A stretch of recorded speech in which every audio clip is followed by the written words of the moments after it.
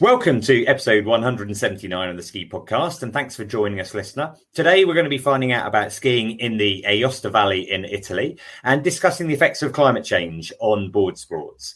Now, my name's Iain Martin. I'd like to introduce my guest today. I'd like to welcome back Sam Haddad. She was last on the show in episode 157 when she was offering advice in our snowboard special. Hi, Sam. How are you? Hi, Iain. Not too bad. I'm kind of sweltering in Brighton at the moment, but it's nice to think about cold things and talk about snow for a change. Yeah, exactly. Well, I know you're only down the road from me, and I think you're probably much nearer to the sea than me. Have you been down to the sea or got in it recently? I was in it, not yesterday, the day before, and I'm definitely going to get in today. So, yeah. Well, we're certainly lucky in that respect. Great to have you back on the show. Also, I'd like to welcome today Rob Rees, who's been on the show several times before, most recently in episode 167, when he reported from the Bergisel Ski Jumping competition in Austria, which I particularly enjoyed. Hi, Rob. How are you? I'm very well. It's a bit warmer than that day in Innsbruck, I must say. I'm luckily on holiday in the Vendée in Western France. So we've certainly been jumping into the sea a few times and sitting in the shade. Excellent. Well, it's very kind of you to join us on your holiday. I appreciate that, and for you finding the time. You're on holiday now. A question that, I think if you're a regular listener to the podcast, you will know, is I like to ask my guests when you last ski or snowboard. And now we're in the middle of the year now. We're probably about as far away as you can get from the ski season, so it's a bit more predictable. But Sam, when were you last on snow? Chamonix, February half term. Yeah, it was fantastic. It hadn't snowed for a while, but it had been cold at the time I kind of arrived, at least. So the snow had stayed really nice, actually. So, yeah, had a really good trip. Cool. Was that a family trip? It was a family trip, yeah. So I've not been back.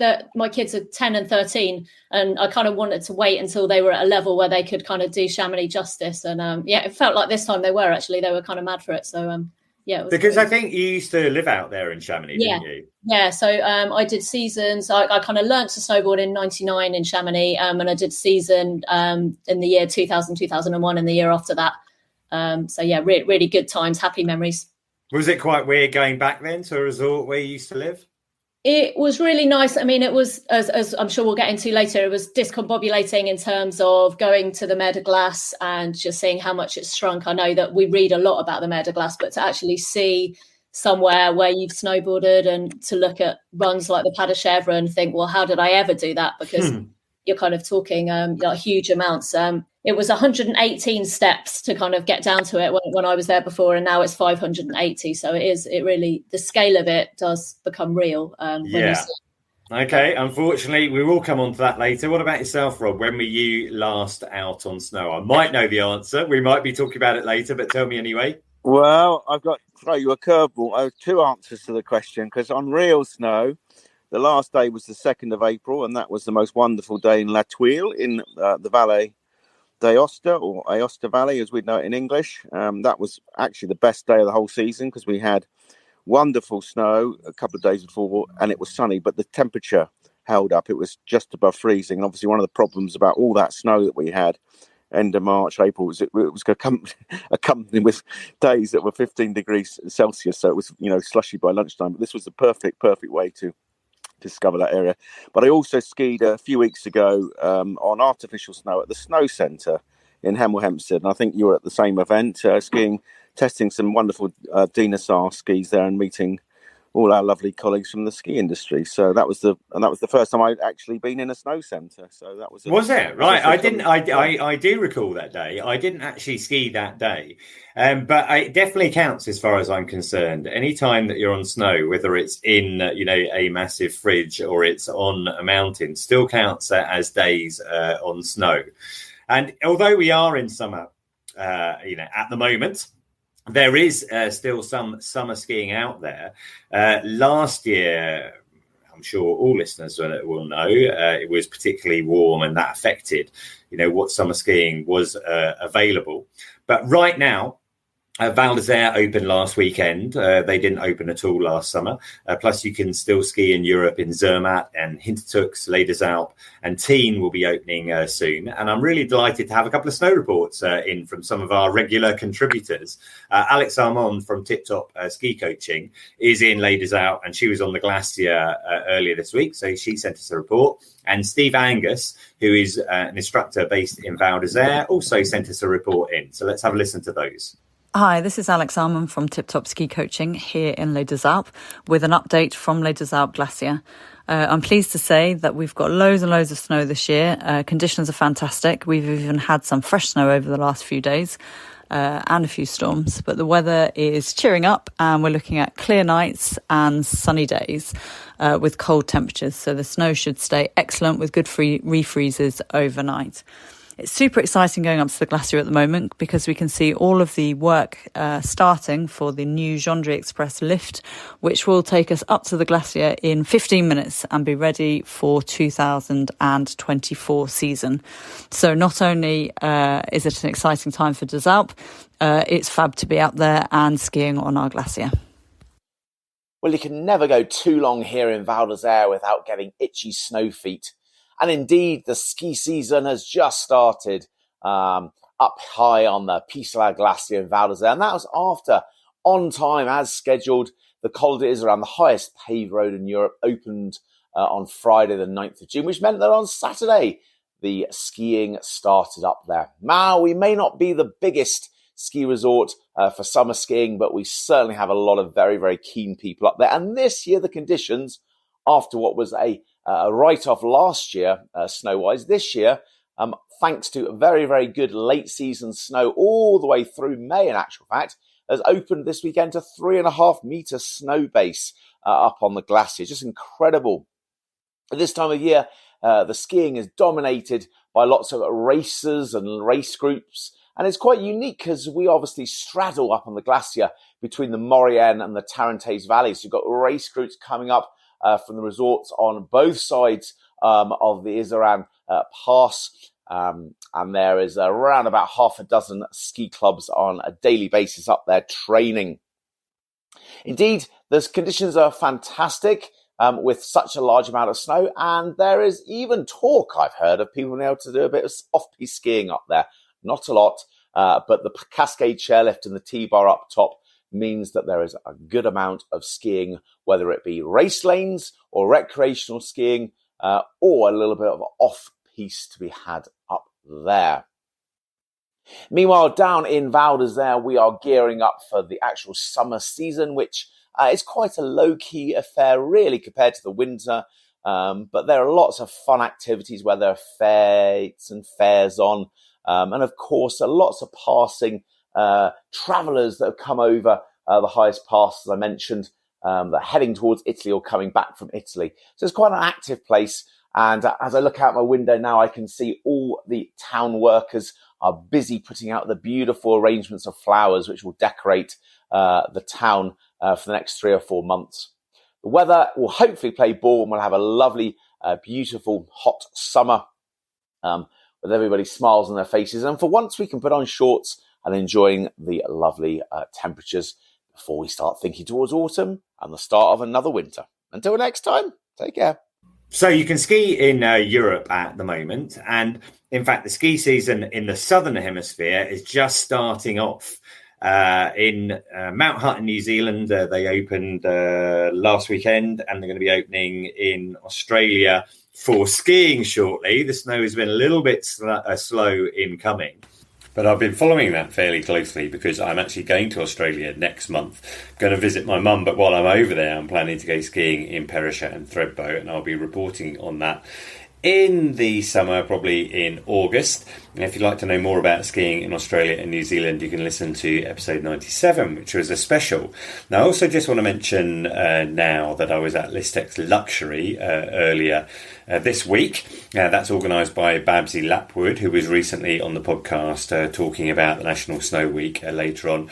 Really interesting event, great networking event, great to see so many people in real life, but some really interesting stats produced by James Gambrell from the Ski Club of Great Britain about the luxury market.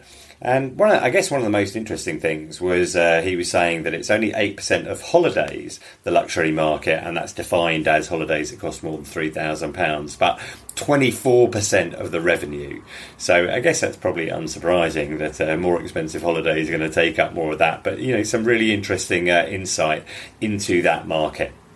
Another one of the things that James mentioned in that survey is at top of the bucket list for luxury travel is a trip to Japan. Definitely love to go to Japan, but also on my list is the Aosta Valley. And Rob, you already mentioned you were there not very long ago, back at the end of the season. I wondered if you could tell us a little bit more about it. The Aosta Valley is obviously not just a single ski resort; it's several ski resorts. Where did you go to? Did you go to them all on that trip? Was it a road trip? Well, it was a road trip. I tried to do them all in my typical sort of fashion, but this time we actually flew to Turin Airport, Casale, and Aosta itself is only 70 miles northwest of Turin.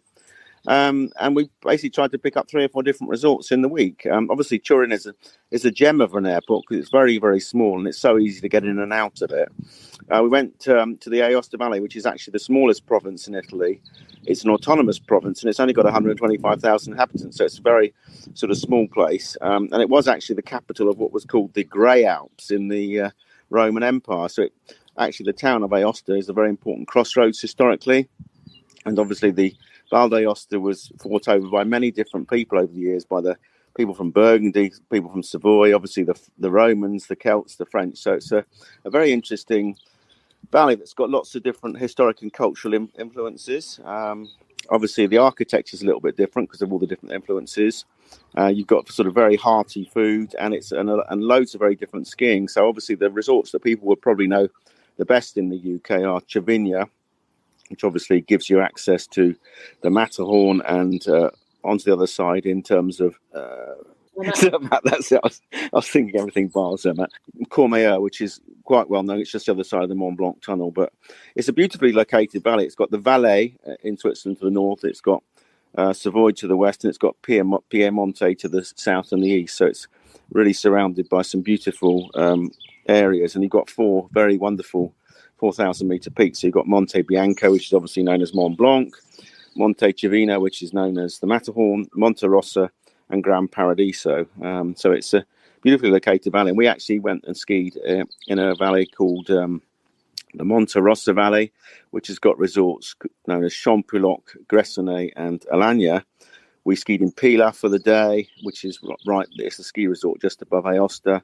We skied in Cervinia, and we also then finished the trip in La Thuile, which links with La Rosière in France, which basically is where the little San Bernard Pass is, and that sort of links to Bourg Saint-Maurice eventually. So that's really interesting. You mentioned about the geographical importance of it, and so just to kind of give the listener kind of a sense for how that valley works.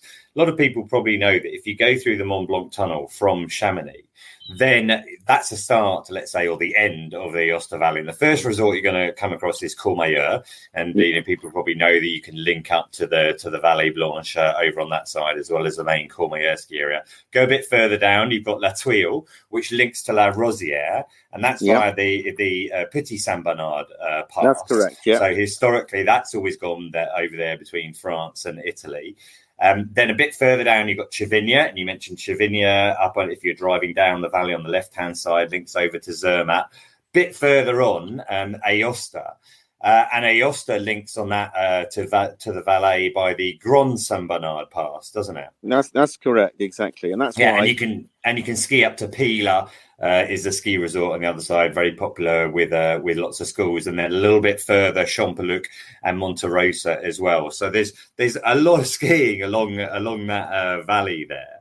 And the geographical, links. Obviously, there's lots of different ways of getting in there from Switzerland, France, etc., as you mentioned. And they have lots of sort of events like the Tour de Rotor, which is a serious, ski mountaineering trip. There's lots of other valleys where there's great ski touring and there's heli skiing. It's one of the few areas where you can actually heli ski. So the real gem for me was the sort of Monterosa ski area, Champoluc in particular, where I was staying. So right, so Champoluc. So you mentioned the heli skiing. I did actually go to Alagna, which is not in the Aosta Valley. I can't remember what province that is in. Lombardia, I think, is it? Alagna? It's in Lombardy. Okay, but it's just a little bit further south.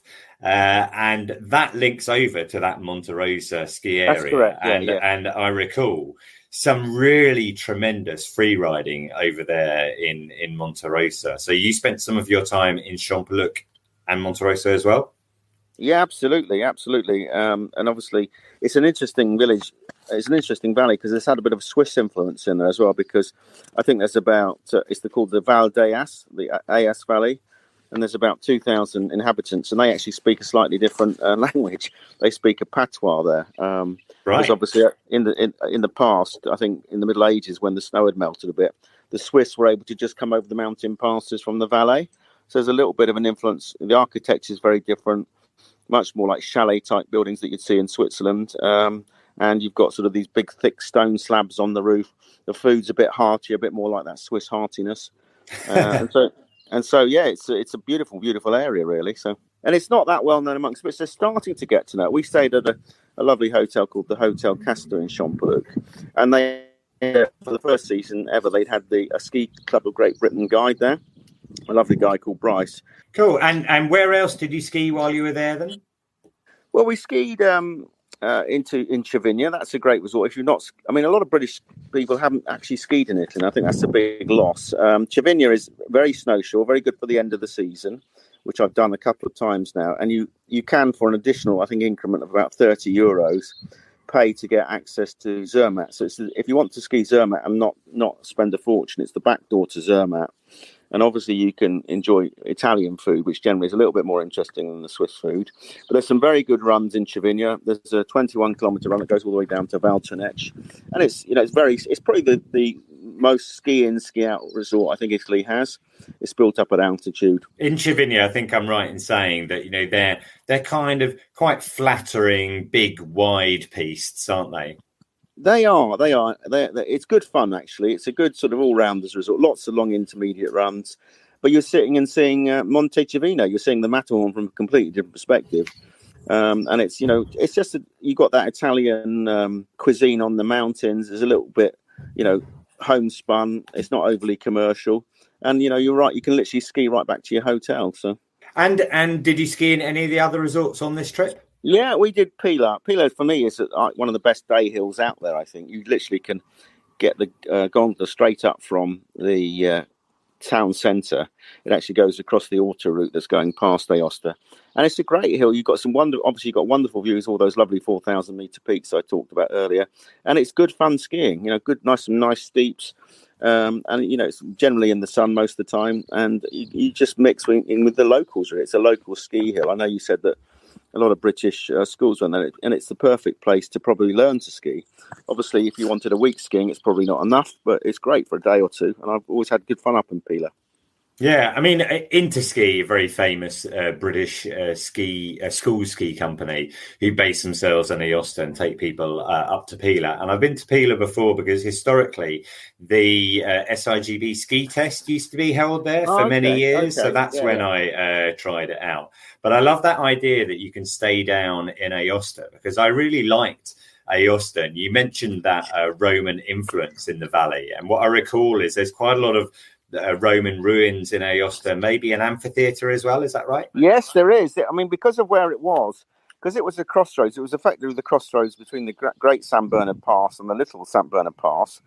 It was a hugely important militarily. And obviously over the years, it had been battled over by anybody who wanted to have a battle over it. So they effectively set it up. The Romans set it up in 25 BC after they drove the Selassie tribe out. And they basically set it up as a military camp. So you've got a wall around it. You've got these two big, streets that intersect. There's a Arch of Augustus and there's an amphitheatre. And it's really quite a wonderful town. I think a lot of people, come out of Turin and just whiz straight past Aosta. But it's definitely worth staying. I stayed the first night there and had a tour around the city. And it was really wonderful. You're looking up, these wonderful mountains all around you. It's quite a steep valley. The Aosta Valley itself, just driving down it, is a wonderful experience in itself. And most people just bypass Aosta, but it's there's lots to see and do, and it feels very, very intimate and very, very real. You really do feel, skiing feels a million miles away. It's a very sort of lived-in, authentic valley. Yeah, I mean, I really liked it, and I've actually stayed in Aosta in summer as well as Courmayeur in summer. Done a bit of trail running in that area, and I think in general one of the great advantages of Italy over some of the other Alpine countries is the prices, the cost. I imagine you saw that, in the valley, but also on the mountain in mountain restaurants as well. Oh, totally. It's they're not trying to rip you off. That was the nice thing about Champoluc It's just they're not trying to rip you off. It's real people living in those valleys. It's not like saisonnières in the valleys. It's the people live there and they make a living out of it, and they try and do a very good job. And very, very friendly. And obviously, everybody, even whilst it was France back in history, and a lot of the village names you see look very French. They're all Italian speaking, and kids are welcome. Food is a big thing. The wine is great. The cheese is great, and it's just a very, you don't feel, and it's not to say this. You don't get the slickness, say, of the Dolomites, which has got the Austrian influence. It's a bit more homespun, but the food is always very good. The ski hire is very good, and I think even in places like Champoluc, they've got a lovely public spa area, and they're trying to gradually grow the business. And there is talk, and there has been talk for many years, of actually putting a lift from Champoluc up to Cervinia, which would obviously completely transform the ski area. But the Monterosa ski area, I think, is about 170 odd kilometres of skiing. And I've skied some of the most delightful long blacks with nobody on them. It's an undiscovered area, and I think it's testament to the Ski Club of Great Britain that they're putting a rep there. I've wanted to go to it for years and years, and I finally managed it this season. Yeah, well, I've been lucky enough to go to the Aosta Valley several times, and that potential lift would be very interesting because straight away, technically, it would make it the largest ski area in the world. It would overtake the three valleys by linking up the Monterosa area, with Zermatt and with Cervinia as well. But whether or not that happens, we'll see. There are lots of long lifts like this that are under discussion. And I know that one of the major issues is the environmental impact, because they'd be putting in pylons across a national park.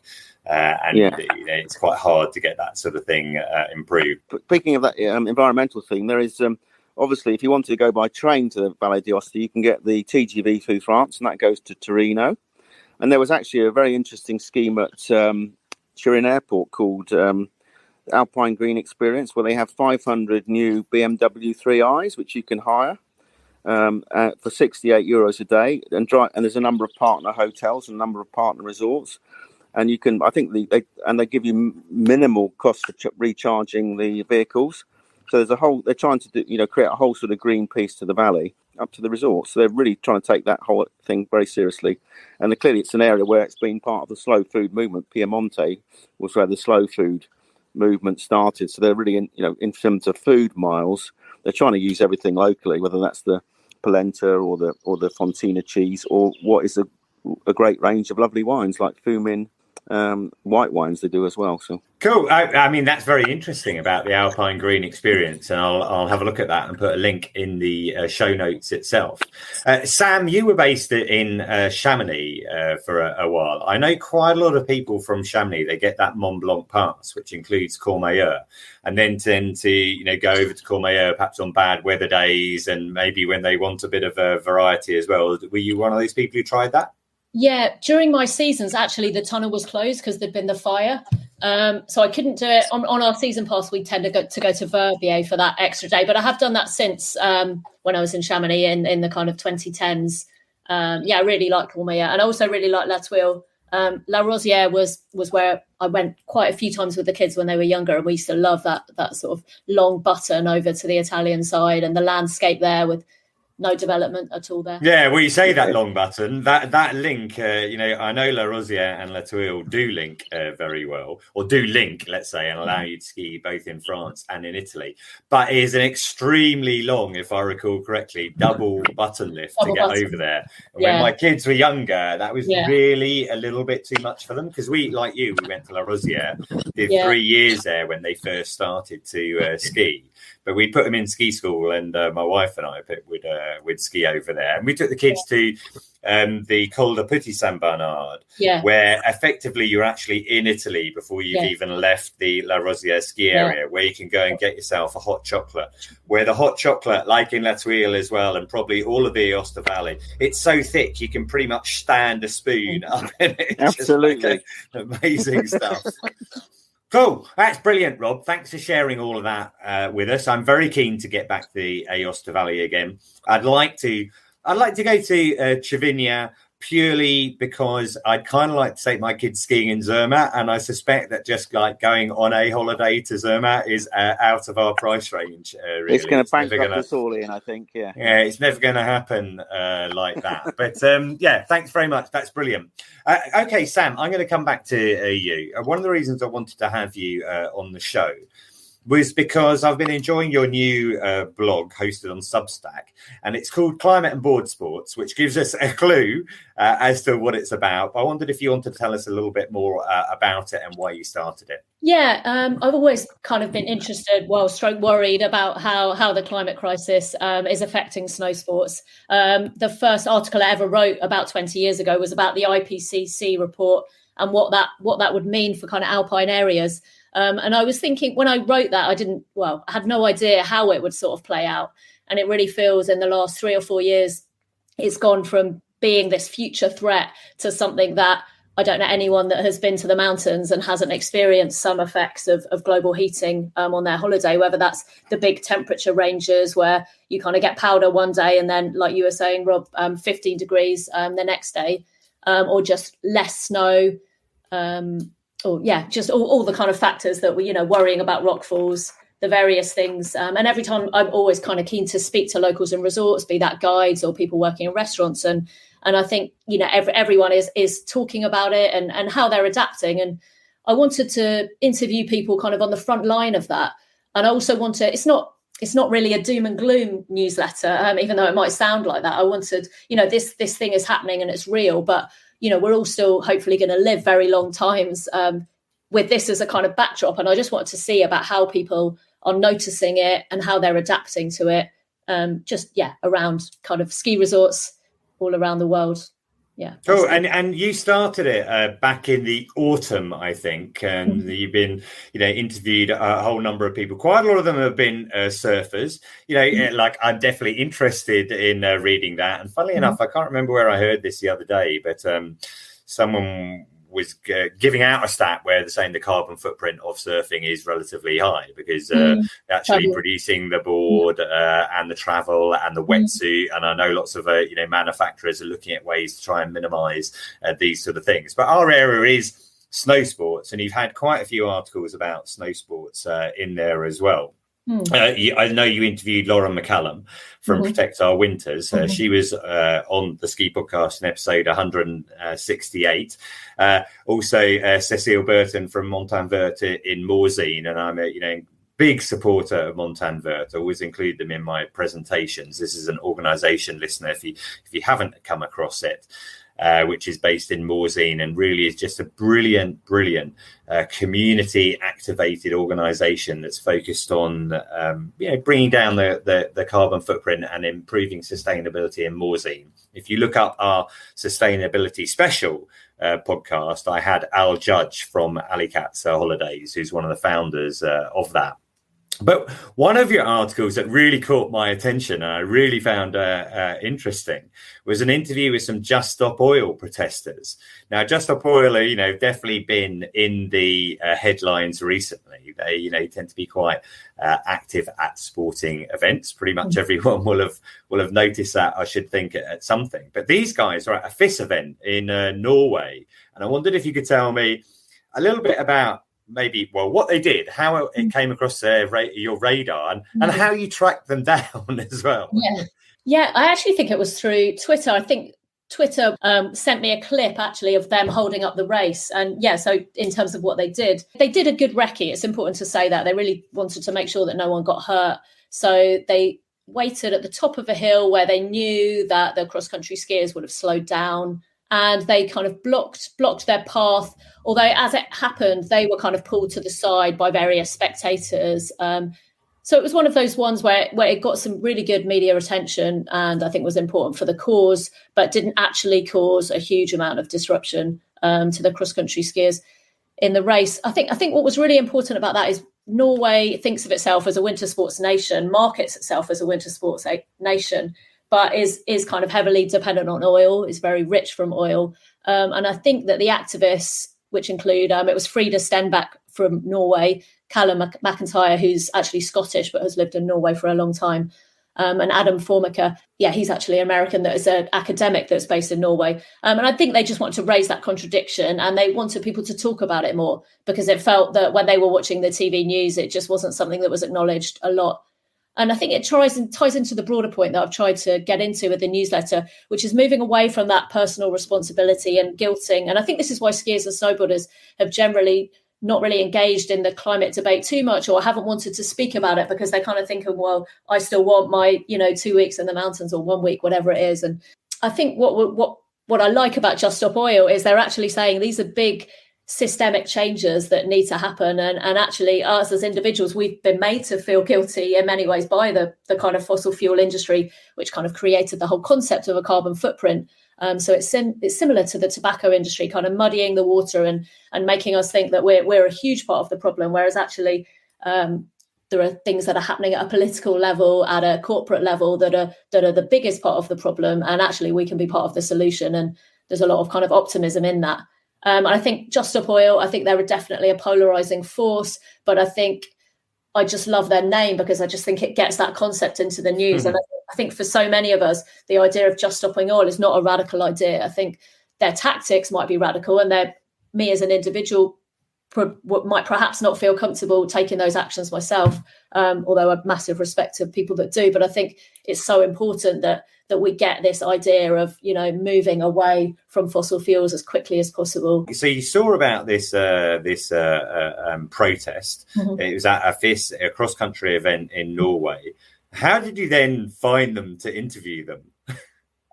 They were actually promoting the video on Twitter. So I messaged them, and I suppose it sort of helps that I've got quite a lot of articles that I've written in the past that are perhaps sympathetic to this cause, or maybe not sympathetic, but wanting to raise awareness for this cause. So I think that me contacted them, and they could see what Climate and Board Sports was about, and they could see that they were going to get a fair airing.